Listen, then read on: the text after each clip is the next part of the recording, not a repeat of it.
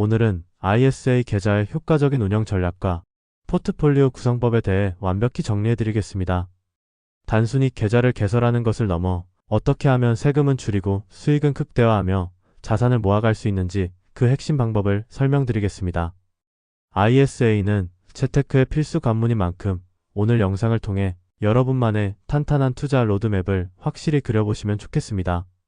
먼저 ISA 계좌의 종류와 혜택을 살펴보면 크게 일반형과 서민형, 농업인형으로 구분할 수 있습니다.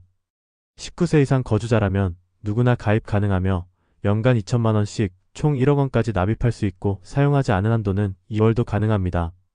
이러한 ISA 계좌는 순이익에 대해 일반형은 200만 원, 서민형은 400만 원까지 비과세 혜택을 주며 초과분은 9.9%로 분리과세 혜택을 줍니다. 따라서 손해볼 게 전혀 없는 절세 계좌라고 할 수 있고 보통 국내 주식이나 국내 상장 ETF를 투자합니다. 국내 상장 ETF의 과세 체계를 정확히 이해하는 것도 중요한데 국내 주식형과 해외 주식형은 세금이 다르게 적용됩니다. 코스피 200 같은 국내 주식형 ETF는 매매 차익이 비과세지만 미국 S&P 500 같은 해외 주식형 및 기타 ETF는 매매 차익의 15.4%의 배당 소득세가 부과됩니다. 이처럼 해외 주식형 ETF는 매매 차익과 분배금 모두 과세 대상에 포함되기에 일반 계좌에서 투자할 경우 세금 부담이 커질 수밖에 없습니다.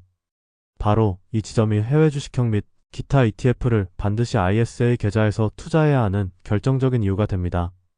일반 계좌라면 매매 차익에 대해 15.4%의 세금을 고스란히 내야 하지만 ISA에서는 비과세 및 분리과세 혜택을 통해 세금을 획기적으로 아낄 수 있기 때문입니다. 무엇보다 여러 상품의 이익과 손실을 합산하여 최종 순이익에 대해서만 과세하는 손익통산 방식은 투자자에게 엄청난 메리트를 제공합니다. 지난 영상에서는 ISA 계좌에서 장기적으로 꾸준히 모아가기 좋은 2026년 핵심 ETF 5가지를 소개해드렸습니다. 지금부터는 해당 영상에서 다뤘던 종목 몇 가지와 고려해 볼 만한 투자 전략을 추가로 설명해드리겠습니다. 첫 번째로 주목할 종목은 코덱스 미국 AI 전력 핵심 인프라 ETF로 인공지능 시대에 폭발적으로 수요가 증가하는 전력 인프라 기업들에 투자합니다. 주요 구성 종목을 보면 데이터 센터, 냉각 솔루션의 선두주자 버티브가 18.21%, 전력 장비 강자 지이버노바가 18.2%로 높은 비중을 차지하고 있습니다. 이외에도 블룸에너지, 카메코, 퀀타 서비시즈 등 인공지능 인프라 확장에 필수적인 기업들이 포트폴리오의 핵심을 이루고 있습니다. 이 ETF가 담고 있는 핵심 기업들의 이익 성장 전망치는 AI 산업의 가파른 성장세를 그대로 반영하고 있습니다. 버티브의 경우 EPS 성장률 컨센서스가 2026년 46.58%를 기록한 뒤 2028년까지 꾸준하고 강력한 성장을 이어갈 것으로 예상됩니다. 지이버노바 역시 2028년까지 매년 40% 이상의 고성장을 지속할 전망입니다. 코덱스 미국 AI 전력 핵심 인프라 ETF의 기본 정보를 살펴보면 2024년 7월 9일에 상장되어 현재 약 22,600원 선에서 거래되고 있습니다. 운영 규모는 1조 6,200억 원에 달하는 대형 상품이며 총보수는 0.45%, 실비용은 0.88% 수준입니다. 분배율은 연 0.23% 정도로 2월과 5월, 8월과 11월 초에 분배금을 지급하고 있습니다. 수익률 측면에서 보면 시장의 벤치마크인 나스닥 100 지수를 압도하는 성과를 보여주었습니다. 최근 1년 수익률은 115.76%로 나스닥 100의 41.16%를 2배 이상 앞질렀으며 6개월 수익률 역시 13.79%로 매우 견고했습니다. 1개월 수익률 또한 7.31%를 기록하며 하락장이나 횡보장에서도 상대적으로 강력한 방어력과 상승 동력을 입증했습니다. 두 번째 핵심 종목은 코액트 미국 나스닥 성장기업 액티브 ETF로 나스닥 시장의 차세대 성장주들에 집중적으로 투자합니다. 포트폴리오를 보면 샌디스크가 9.08%, 루멘텀이 8.56%로 상위권을 차지하고 있으며 웨스턴 디지털과 시에나 등도 높은 비중으로 담겨 있습니다. 이 상품은 단순히 지수를 수동적으로 따라가는 것이 아니라 성장성이 높은 기업을 직접 선별하여 비중을 조절하는 액티브 전략을 사용합니다.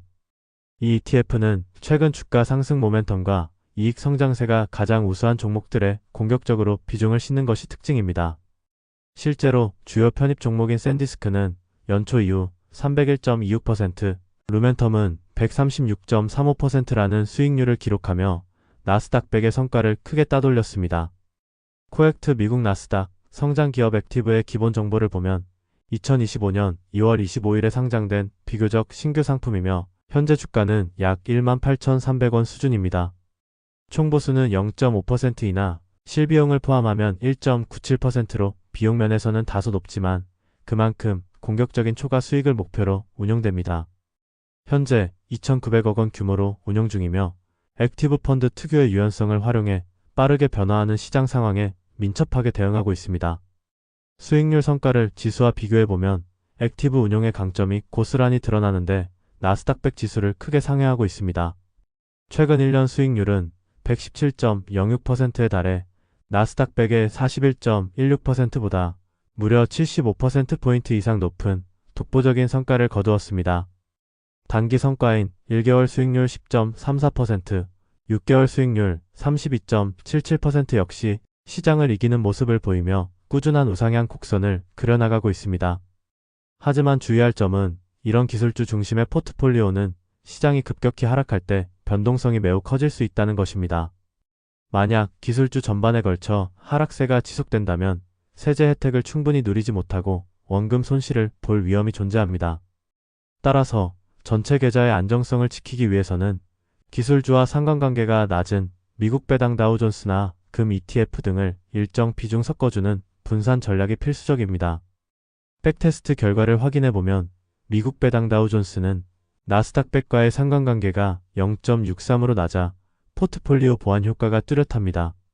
비록 연평균 수익률은 12.14%로 QQQ보다 낮지만 최악의 수익률은 마이너스 5.56%, 최대 낙폭은 마이너스 21.54%로 하락장에서의 방어력이 훨씬 뛰어났습니다.